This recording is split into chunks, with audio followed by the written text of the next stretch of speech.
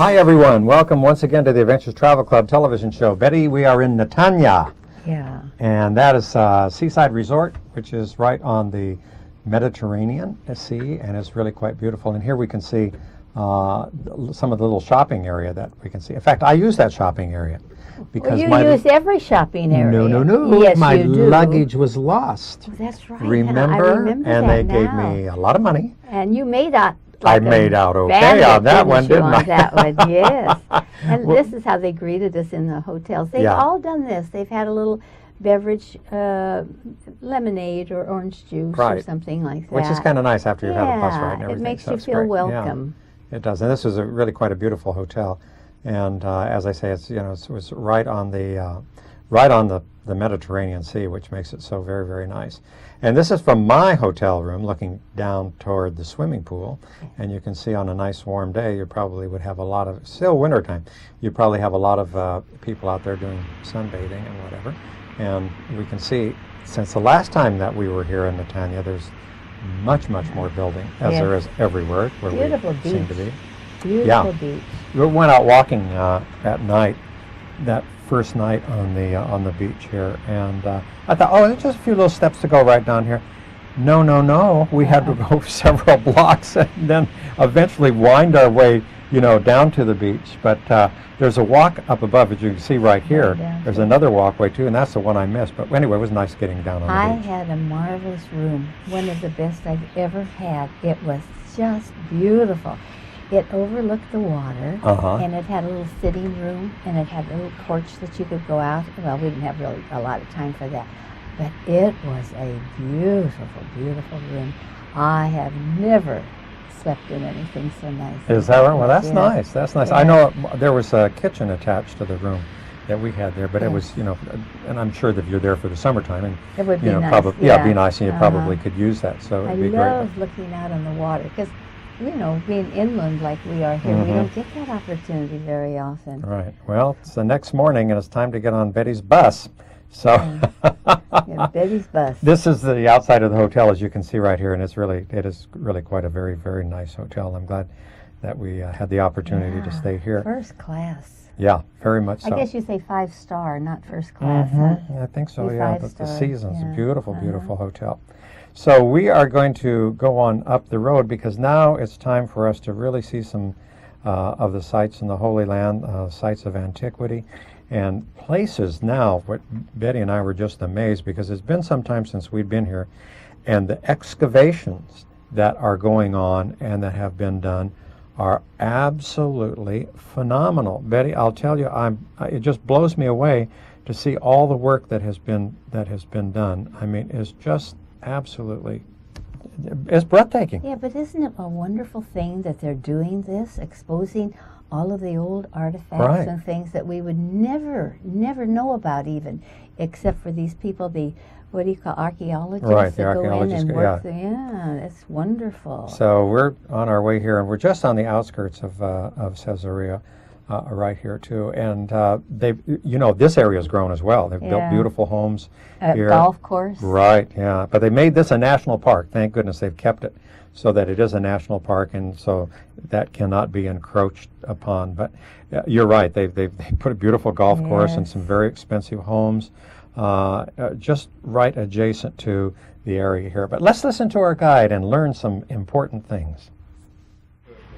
So now by cement, you can really come and make a foundation. For example, when Herod the Great, if you stay where you are, Herod the Great came here and he wants to make a breakwater, so he built the foundation of the harbor right here inside in the water, preparing boxes of cement on the side, sank them in the water, layer after layer, creating a pier where the boat can come in and dodge and go inside. I mean, the length from the beach to the edge of this pier was almost it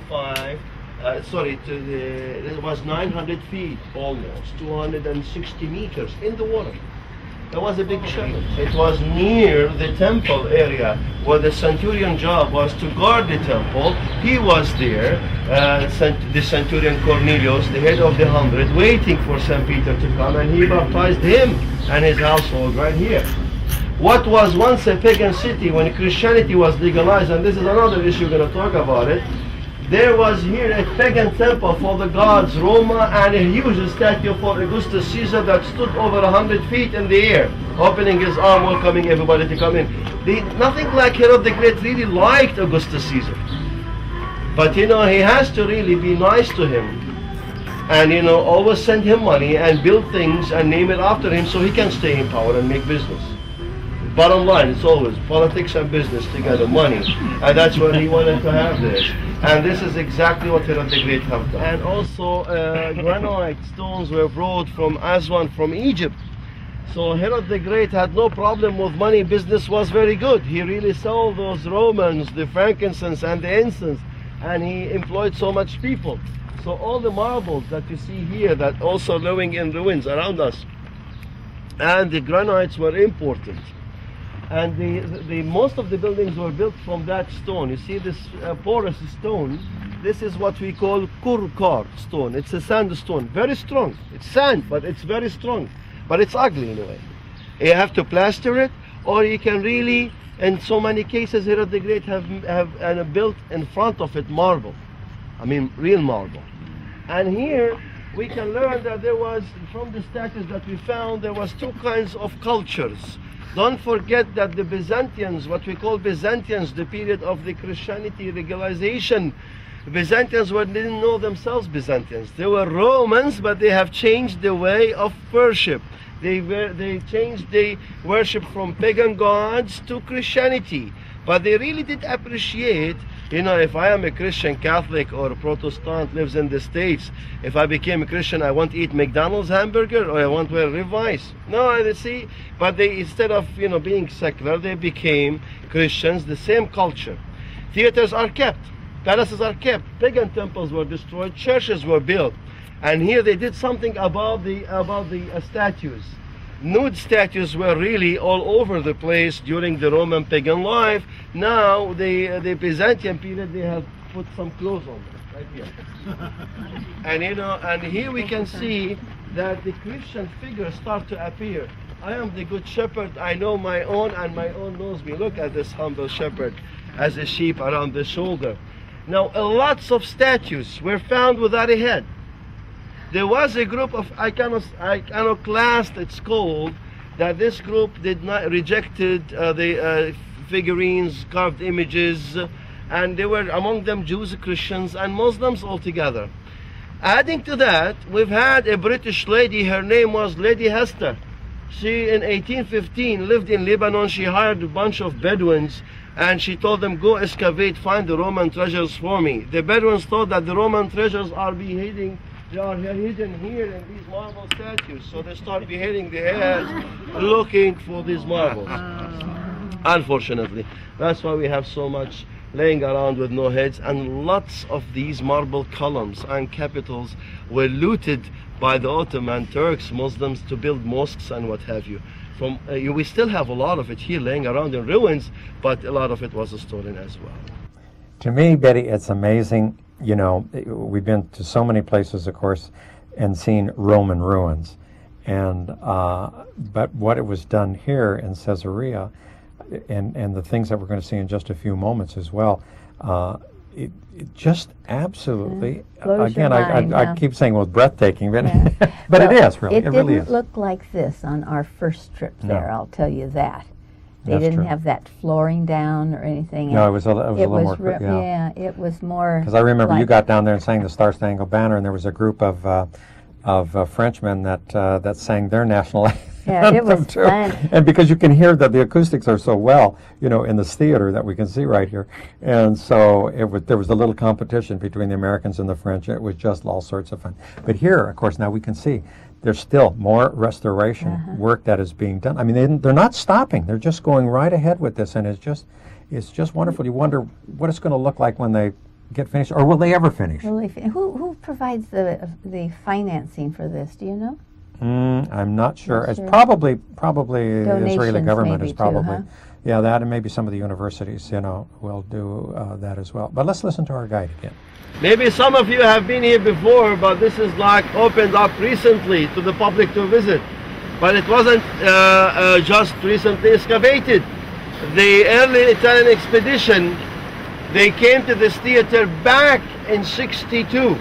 You know, I wasn't even, you know, I was born 1 year old. And this is when they discovered this great discovery. That says they found a stone, written on it, Tiberius as an emperor and Pontius Pilate as a governor, a prefect of Judea. We have a replica of that stone right in the middle of the courtyard. There is a sign indicating that, and this stone, the original one, is in the museum. Now, saying that, what is that stone doing here? First of all, Pontius Pilate have lived here. Now, don't confuse yourself that how come he's here and he, you know, Jesus was brought before him. You know, Pontius Pilate would leave Jerusalem, would leave to Jerusalem 3 times a year from his palace. Why? Because Jews would get together at the temple. All from all over the world, they would come for this main 3 Jewish holidays, Passover.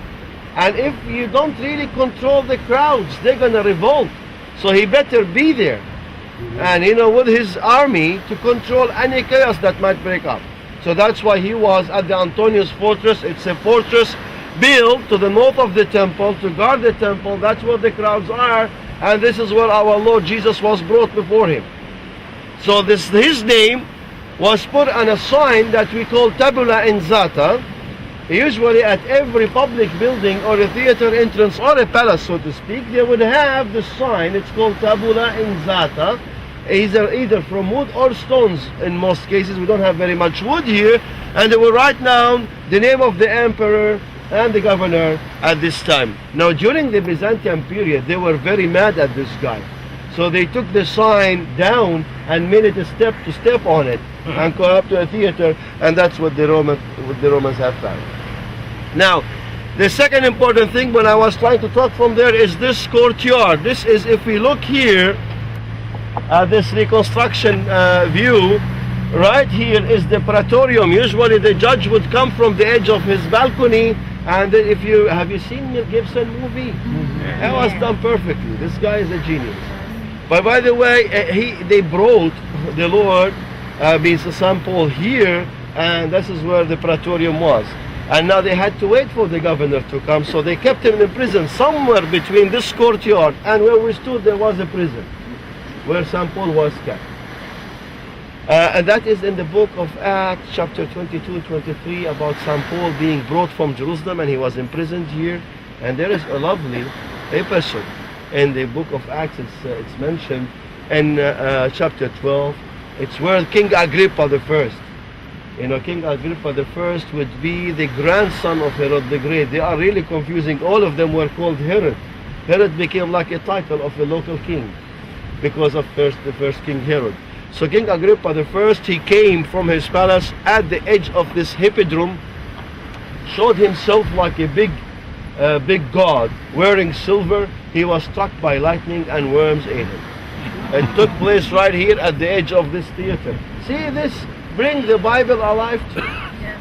It really brings the Bible alive to you. So now, friends, the theater we're looking at, you see how tall it is? This is a stadium where the chariots would race. That is from the 1st century. So Herod the Great was not making money only from the trade that he would take from the harbor. He also made money from a sport, like the Olympic Games. He built palaces, gymnasium centers, horse race track right here, and they made lots of money. Now in the 2nd century AD, in the year 132 AD, we've had another Jewish revolt. There was an earthquake. Lots of places were destroyed here. Jerusalem was no longer a holy city, it became a pagan city. And a temple for the god Adonis was built right on the tomb of our Lord in Jerusalem. And it was called Elias Capitolina, Jerusalem. There is no longer the city of peace.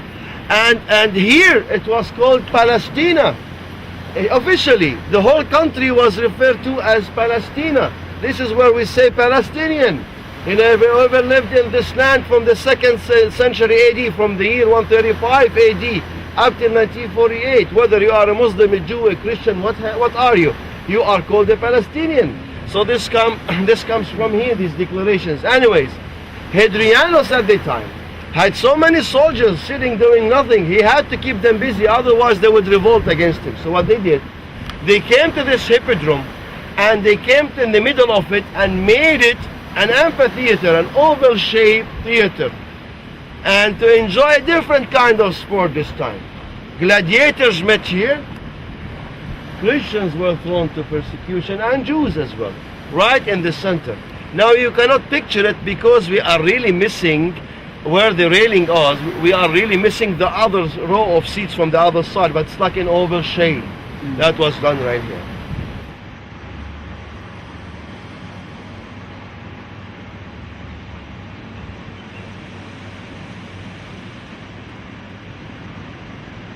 You know, Betty, sometimes I keep thinking very limitedly, and that is that, you know, the people of the old world didn't really travel too much, but that is so totally wrong, as we can, you know, see that here this was a port city, and all you have to do, of course, is read, you know, where St. Paul went to. Yeah. I mean, you know, and I think that's the thing that why this is one of my very favorite places, and I think I visualize Paul in prison and then being sent off, and you can just in the wild blue yonder, and oh, that's an airplane, isn't it? And you go in the wild blue. Well, I don't know. Some of that beautiful blue Mediterranean goes off into the yonder too. You know, it does.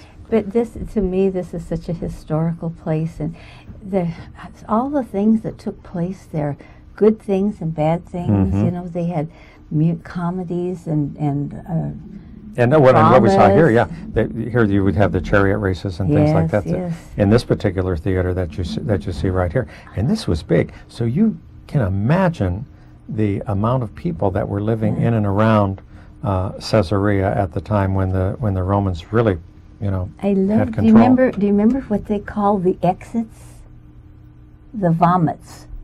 Do you remember that? I mean, that's not a joke. That's really you're true. right. That's true. Yeah. And we were laughing about the vomit. Well, yes, because everybody rushes out whenever it's over. When the things were over. So it's like, you know, vomit. And I just tickled me a lot. Well, we can see that there are some of the foundations here to the old palace. That they say that's part of it. That's still there. It looked to me like it was still a bunch of rocks, but anyway, I'll take their word for it. But it is really, really quite a beautiful place, and you can see way off in the background where today's some modern shipping is going on, because there's a huge pier further on down the coastline there. Oh, but that's so beautiful. Isn't it beautiful? Aren't we fortunate to live the history of our church, of our people, of our world? And you've been very fortunate. To be able to present it to our viewers, you know, some people that'll never be able to travel can enjoy this show and visualize the fact, or even think that that's where they were to enjoy it. Exactly, yeah. And we hope that they do. And that's why it's so interesting. There's so much to see and so much to bring back. You know, we're having to pick sort of what we think are the best parts of it all. But this was a beautiful sculpture. Yes. Wasn't that was very interesting. I mean, the horses and the chariot, they're done in a very, very modernistic way. They've done this all over. You know, when we first came, I never saw this before. No, this is the first time that I've seen this. And to me, that's why I say it was a mind blower, because I had no idea that any of this was there before. You usually go in and see the theater, and you see the aqueduct, and that's it, and that is about it. But this time we really got a chance to get in and really delve into it. And we're going to find out even a little bit more right now. Here we are coming to a very different kind of structures. That is Roman period, Roman methods and techniques of buildings. And here we have the European Crusader, medieval period. We have a moat here. Moat. You know, you see the cartoon movies that you have water in the moats, and you know, alligator comes in. Here they didn't have enough water to drink. They won't fill this moat. It was always a dry moat. When they came to build this, they just cut off all the continuous part of the Roman city, and they made this moat. And they made these glacis, you know, the side wall. It's very hard to climb, and it stood higher even than this. Now, what happens to the Crusaders? Why the Crusaders came here? In a lot of books, they would really refer to them as a bad people. I don't know why. But for the Crusaders came here for a purpose. They came according to the call of Pope Urban II in 1092. In 1009 exactly, 1009, there was a leader in Egypt. His name was Al-Hakim Ba'amrillah. Even his name is something unusual. Al-Hakim Ba'amrillah means the ruler in the name of God. He even made himself sound like God. His uncles were Christians. His father was a Muslim, but he ruled out of Egypt as part of this dynasty that were ruling all the Middle East, not only Egypt. Al-Hakim Ba'amrillah was a Fatimid. And this guy took a walk out of his palace in the year 1024 out of Cairo and never came back. And what made his follower saying he is the Redeemer, he is the one that would come to save the world. But anyways, later on it was developed to a faith called the Druze. I'll talk about them now. It will pass by their area. But this guy gave an order in the year 1009 to destroy all Christian churches. That's when the Holy Sepulchre Church was completely destroyed. It was in heaps of stones for 50 years. And then his decline after his death allowed some other people to come and attack the Seljuks at the time. So it was a land of turmoil. Pilgrims were slaughtered on the way coming here to the Holy Land. So that's it. The Pope Urban II stood and says, let's go save the Holy Land. So that's why the Crusaders came. The famous one who conquered Jerusalem in the year 1099, it was Good Friday. He refused to be crowned king in Jerusalem. He said to himself, my Lord was crowned with thorns in Jerusalem. I cannot put on my head any crown of gold.